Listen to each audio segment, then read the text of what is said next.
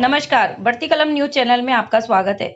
आज आपको खास जानकारी देने जा रहे हैं, जो आपको जानना बहुत जरूरी है कि वैक्सीन की पहली डोज लगने के बाद हो जाए कोरोना, तो किन किन बातों का ध्यान रखना चाहिए।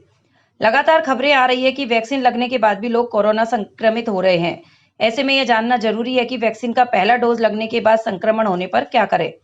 कोविड-19 को रोकने के लिए देश में 16 जनवरी से सामूहिक टीकाकरण अभियान चल रहा है और इसके तहत अब तक करीब 17 करोड़ से ज्यादा डोज दिए जा चुके हैं।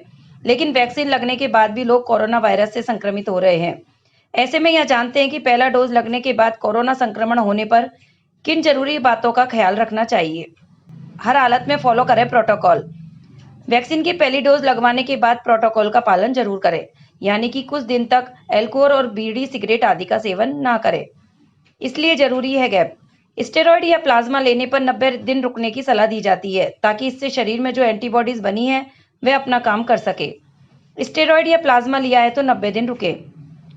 डॉक्टरों का कहना है कि पहला डोज लेने के बाद हुए संक्रमण में स्थिति गंभीर होती है और मरीज को स्टेरॉइड देना पड़ता है या फिर प्लाज्मा देना पड़ता है, तो ऐसे हालात में दूसरे डोज के लिए 90 दिन तक रुकना चाहिए। 15 दिन का आइसोलेशन जरूरी।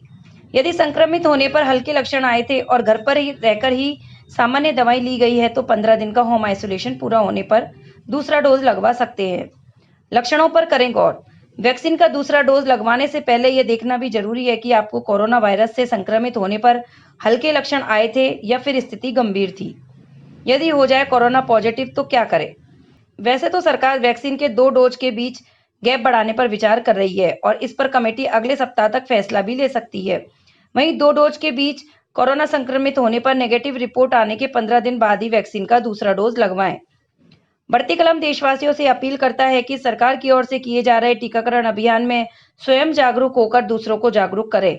साथ ही सरकार की ओर से जारी गाइडलाइन का पालन करें।